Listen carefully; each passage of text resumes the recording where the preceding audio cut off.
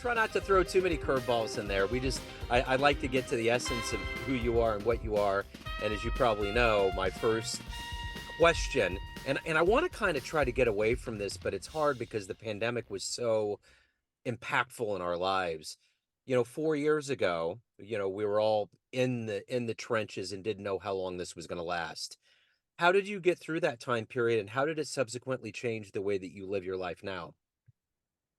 Well, my answer is a little different than most. I was a bit ahead of the curve on a couple of different things with regard to the pandemic. My son actually got COVID in December of 19. Now, Okay. nobody knew it was COVID, but we now know that that's what it was. I had just spent some time in China, and my business at that time was fairly global, or it still is fairly global. But I kind of had a clue what was coming pretty early on, and started telling friends and family to get ready for something pretty major. And so by February, most of my friends and well, most of my family was prepared for what was about to come. Let's say there were no toilet paper shortages in our households. Right. From a business standpoint, I also kind of identified what was coming, and prepared some things. And actually, one of my businesses at that time thrived incredibly during that time, and then it actually launched the business that I have now, which is my core business, which is mergers and acquisitions.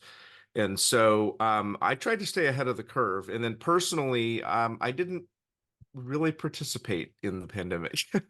I traveled extensively during that time. During 2020, I had trips scheduled to Israel, Australia, and South Africa, and unfortunately, all three of those got canceled.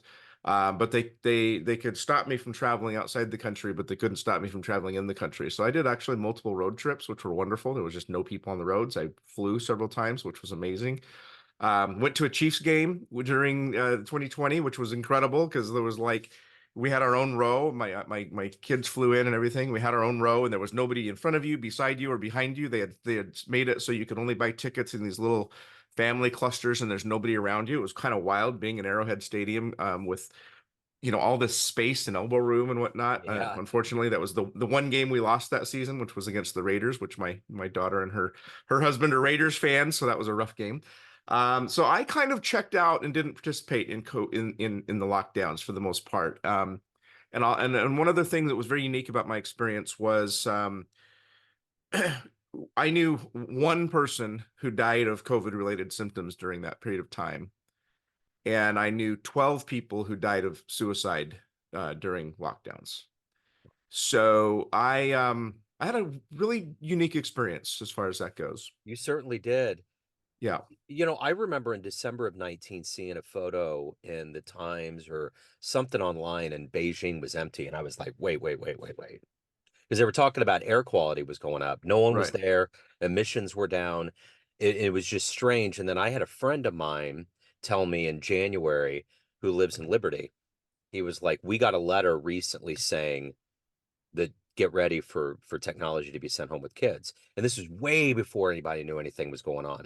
And I have a son on the spectrum who loves school, and I just went into denial mode. I'm like, there's no way. There's no way my brain can go there. But of course, no one knew what was going to happen. My dad, he was a lifelong Chiefs fan, and he used to call them the Griefs back in the day because they'd always miss the field goal. And we went Yeah. through our misery, Yep. and he used to joke around that if they ever won the Super Bowl again, the whole world would shut down. And I remember after that parade, it did. It So did. yeah, so it's the Chiefs' fault. But We won't talk about the Super Bowl of 2020. We'll just focus on the one of 2019. And I did talk to someone in Tampa recently, and I don't think this is something that's majorly out there, but I think that loss still bothers them. I think they will never get over losing to Brady and Tampa, and how rapturous and how we had no offensive line, that you know what I'm saying? Like, yeah, which is good they've had a because chip on their shoulder ever since. There's no absolutely, doubt and they'll about it. ne they'll never get rid of it. So that's good for us though. Yeah. I grew up in Liberty, and I used to watch those guys back in the Nick Lowry, Bill Kenny, Todd Blackledge, bad draft pick days, all the bad coaches. So I still can't believe that we got a dynasty. I'm still just like, there's just no way that this is happening, but it is. We're living in a special time, aren't we? Oh man, it's great, especially with Now we've kids. just alienated 95% of the country now because they're like, I hate the Chiefs. It's like, I don't know. I'm originally a Steelers fan. I continue to be a Steelers fan. That was the first Super Bowl I ever really paid attention to was 1979, I believe it was, Yeah, Steelers and Cowboys. And it was the first bet I ever made. I bet my dad $1 that the Steelers would win, and I won $1. So I thought that was like all the money in the world in yeah. 1979. And so I'm a Steelers fan, but I moved to Kansas City in 2006, and I immediately started going to Chiefs games. So I was there. I mean, what was it, 2012? I think we were 1-14. I went to 2 games that year. So I'm not a fair weather fan. I've been a fan since I've been here, but I'm originally a Steelers fan. So. The real fans out there, though, are the ones that got their fingers and toes amputated after that Dolphins game. Oh my gosh. You couldn't, people were giving away their tickets and it was still too expensive. I don't understand. Yeah, crazy. So my stepdaughter and boyfriend went, and they could only last like halftime. They were just, I mean, they couldn't even take pictures with their phones. It was so cold. They took one Right. photo, and all of their eyelashes had little crystals on them. It was like, dude, no, Mercy. I'm Yeah, that's good. crazy. I'm staying home. Um, so at the end of the day, here in 2024, if I put you in front of a bunch of third graders at career day, and one of the kids wants to know what you do for a living, how do you answer them? Third graders, I buy and sell businesses and I help others do the same. So if you had a lemonade stand and you wanted to sell twice as much lemonade, I would help you buy the guy's lemonade stand on the corner and make twice as much money. What did you want to be in the third grade? Has this always been in your DNA to be an No, entrepreneur? third grade, I was dead set on one of two career paths. I wanted to be in the military or I wanted to be a forest ranger, and that was it. Okay. Okay.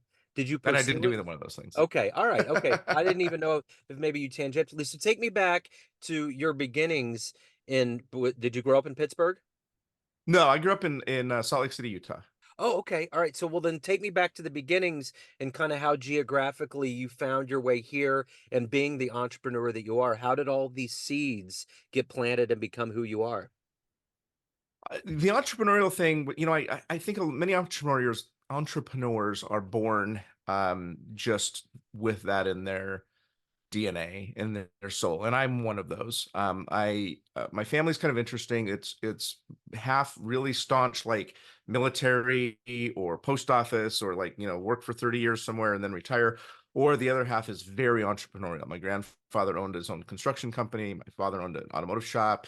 And so I was an entrepreneur from a very early age. Bought and sold bicycles when I was a little kid and fixed them up and sold them. I sold water purifiers when I was 16. I've always had ideas and things like that, and I've always pursued them. And so, um, business just kind of came naturally to me, and entrepreneurship. And so, that's kind of what led me to, it's a long path of, starting businesses, and my first business that I ever actually sold. I was in my 20s. The business did quite well. We made a lot of money on it, and that's what kind of opened the door to mergers and acquisitions. But I've always been passionate about helping entrepreneurs, helping small business owners to be successful and to live the lives they want to lead. And I spent 25, 30 years focusing on helping them grow their businesses primarily through marketing. And I love marketing. I love selling. I love, coming up with an idea, executing it, seeing the money roll in. And I've helped literally thousands of businesses through marketing strategies. And the acquisition side of things has been there for quite some time, and it just kind of lay dormant. But ironically, it was the pandemic that kicked it off into full time what I do all day long. And that was because when the world shut down, it completely disrupted every business out there. Some Yeah. businesses thrived like crazy, and some businesses, unfortunately, many businesses went out of business. And I joined together with a group of people, and our goal was to save as many businesses as we could.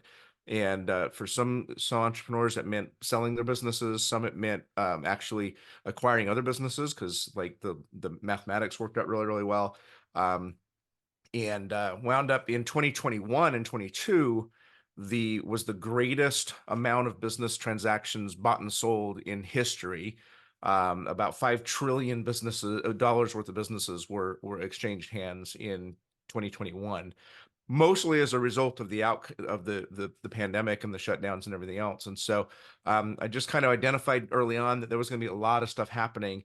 And now we're in the middle of what's or the beginning of what's called the silver tsunami, which is that about 30 million, private businesses just in the United States are held in private hands, and a vast majority of those, tens of millions of those, are people who are the baby boomer generation and a little bit younger, who are getting ready to retire, and something has to happen with those businesses, and they aren't always going to be able to just hand them off to their kids or whatever. And so and a lot of these people haven't planned properly for what the next phase is. So there's a lot happening in the world of entrepreneurial and small business, um, uh, that world, and I'm trying to help kind of spread the word about thinking ahead, planning for the future, and what are you going to do with your business when you no longer need to be owning it. So You kind of spurred an idea in my head.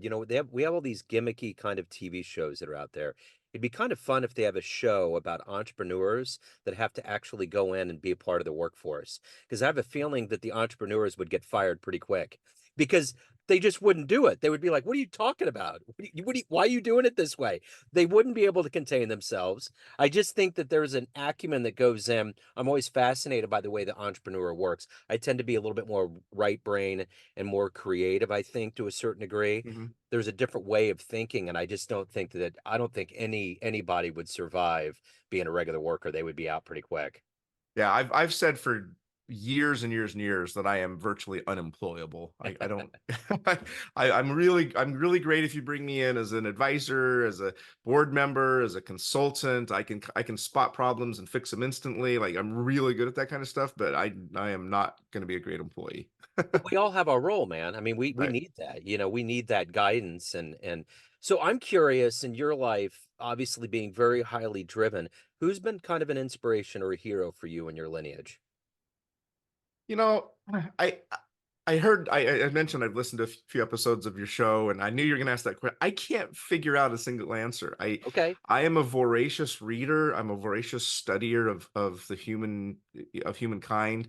I don't know that I have one single hero. Okay. I love, to me, I can find a heroic act or a heroic modality in just about anyone, and I do look for that. I mean, I look at, the a waitress at a coffee shop who provides exceptional service and does so even though she's tired and been on her feet all day and probably has kids at home and everything, but yeah, she smiles and she delivers, a great meal to you. I look at it at a craftsman. Maybe it's a tradesman, somebody that comes and fixes your water heater, a plumber that just goes above and beyond. I see heroes everywhere I look. Yeah. I see heroes in books. I'm a avid reader. I read, on average, I read about 50 to 60 books a year, and I find, heroes in those books, and where do I learn to draw my inspiration, and how do I make myself better from learning from the things that people do and maybe shouldn't do. So I don't have any one hero. I'm a student of humanity. That's great. That's a great answer. That's an answer in itself. So take me back to the beginning. What was the first book that you read that like parted the curtains for you, was seminal, you come Oh, back to? that one I can answer. That one I can answer. I was 17 years old. I was very much struggling in high school, and I was put into a special program that was like, if you don't do this program, you're gonna not graduate. And it was a program that was based on a curriculum from Zig Ziglar, and the first book, or the book that was the core of the program, was called "See You at the Top." And without that, um, who knows where I'd be. It literally saved my life. And so that was the first book I ever saw. And you want to talk about maybe a hero, would be Zig Ziglar. He's pretty amazing, or he was pretty amazing. I always had aspirations of sharing the stage with him. I never got to as a professional speaker, but he definitely had a huge influence, in that book. Had a huge influence on me. So let's talk about someone that's alive. Speaking of someone that's fascinating like Zig, if you could meet anybody right now that's alive on the planet and spend a little time with them, pick their brain and have some time with them, who would that be? Who's alive right now? Um, Boy, that's a tough one. There's so many. This answer is going to sound cliche, um, but it's deeper than the cliche first response. Taylor Swift, Okay. actually. Um, I I'm okay. Her music's okay. I didn't go to her concert. Every single one of my granddaughters have attended her concerts. My daughters have attended her concerts. I got drug to the movie version of the concert for one Yeah, of my granddaughters' birthday parties. So I watched that was the party. So I watched the movie and her music's fine. As a business person, as a strategic thinker, as a person who clearly makes incredibly brilliant, calculated moves in her career, I think she's just absolutely fascinating. I agree. I agree. She's brilliant, and people don't think about her business acumen as Yep. much as her songwriting and everything else. But I remember seeing her when she very first came out, and her first song was called Tim McGraw, which I remember, and she was probably 13, 14 years old. I don't remember how, but I remember when she came out and she sang that at one of the CMAs or something, and I saw her on TV and I was like, there is something special about her. She's gonna go places. Yeah. And I had no idea, obviously, that she'd become literally the biggest star in the world. But yeah, just watching the moves she makes and the way she positions things and drops Easter eggs and has created this rabid fan base. It's a study in marketing and strategy that anybody could learn from, and that's an entrepreneur or a business owner. Of course. Yeah, I totally agree. I remember watching the movie on the Netflix. In fact, I watched it before the last parade, the last Chiefs parade. I was just in that whole mindset. And just, yeah, her career trajectory, getting, the rubbish from Kanye and just all of the stuff that she's, gone through. She really has worked hard at what she's done.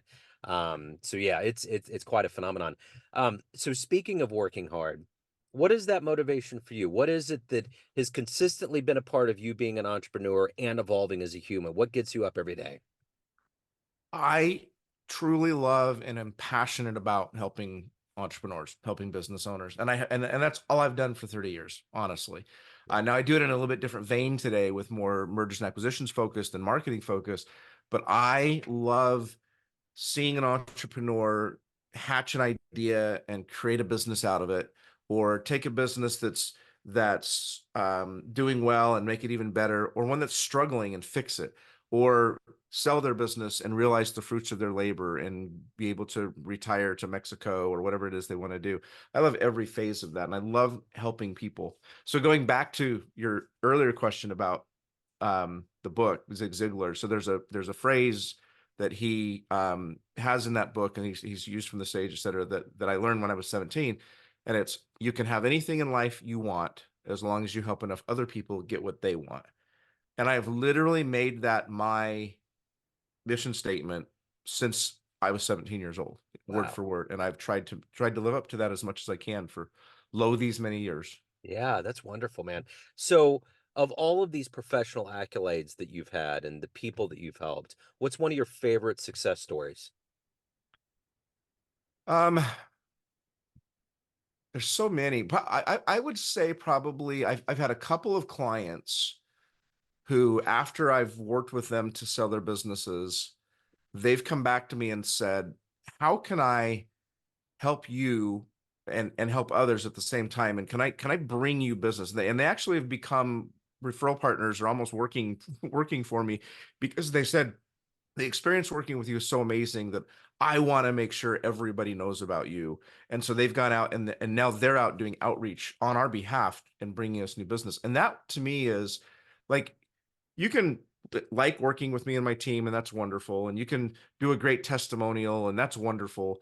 But when you actually go out and actively seek to bring people to us and say, you must work with Marty and his team, that's like the ultimate high praise. And I'm really most proud of that. And I've got a couple of past clients that are doing that. And that makes me feel amazing. I know we did a great job. I know our team's doing what it's supposed to do.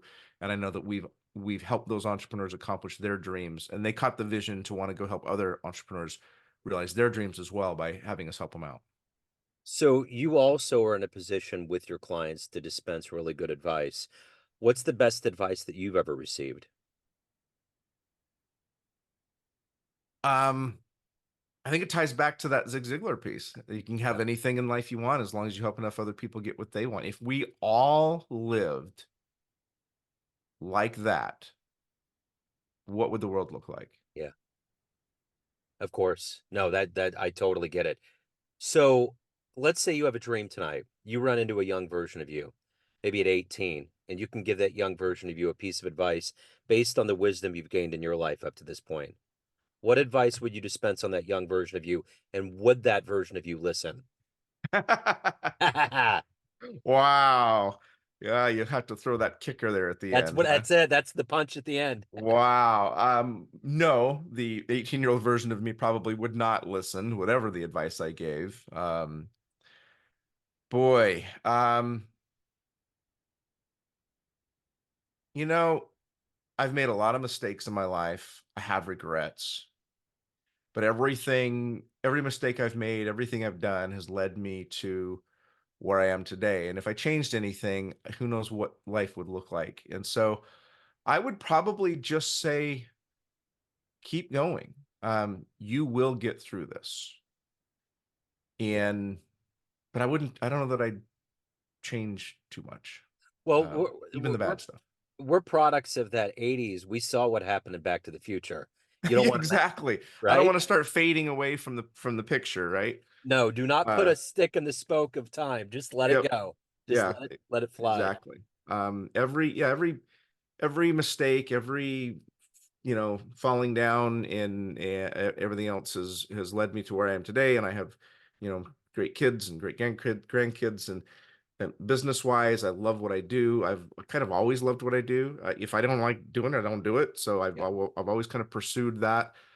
Um, and I'm proud of where I am with my business. I have a very unique name, Marty Fahncke. I'm the only Marty Fahncke in the entire world, and so I'm easy to find. If you Google me, I'm very proud of the fact that thousands of results will come up, and they're all positive. Yeah. And with somebody who's lived a career that's been online for a long time, and if there were bad things out there, they would have popped up by now. And I'm proud of that, legacy that I'm leaving to my kids, and yeah, so I wouldn't change a thing. Just I would just remember to get through it, because there were times I didn't think I was going to get through it.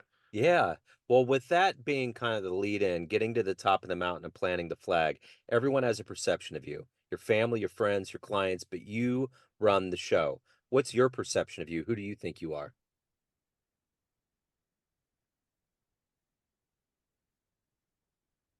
Very imperfect, but working on getting better every day. I like it. So we get off this call, time machine pulls up in front of your house. You can go back in time and see one event in human history with your own eyes, or go to the future and see what's going on. Where are you going to go? Mm. I'm going to go into the planning room where Dwight Eisenhower was planning the D-Day invasion, and he was the supreme commander of all Allied forces, and he had to plan a battle knowing he was sending potentially hundreds of thousands of people to their death, and knowing it was for the greater good. And I've always been fascinated by the ability to make that decision, because I don't think I could. Yeah. And I'd love to just be a fly on the wall and understand what that was about. I don't know. For some reason, Eisenhower fascinates me. Of course, his childhood home is not far Yeah. from here, and I've visited the museum a couple times. And I don't know. I just could you do that? Could you sign a Man. paper that says we know that hundreds of thousands of people could die on this, but yet if we don't do this, we literally may not save the world. Yeah. I Oh, mean, that's wouldn't that be crazy. amazing to see that and Yeah. understand that decision process? Yeah. Yeah. My dad was in the Air Force, and we went out to see, where is that at? I pass it a lot. It's I in was with Abilene, Kansas. Abilene, Kansas. Man, he raved about that. Totally loved it. It was a great museum. I mean, it's But yeah, that's a great answer. I'd never have heard that before. Along with your name, that's probably one of the only times that I will hear anybody say that. But that would be that's I don't know wild. where that came from. You asked the question, and then it just I love I it. didn't. It's stream of But consciousness. Hey, yeah. Marty, if anyone wants to hire you, reach out, learn more about you, any of the good business, where can they go? Yeah, so best place to go is I'm on LinkedIn. I'm very active there. Again, Marty Fahncke is it's hard to type but easy to find. Yeah. My website westboundroad.com is where I do business, and or hearing on great podcasts like yours. And I'm really grateful to have been here. Absolutely, Marty. This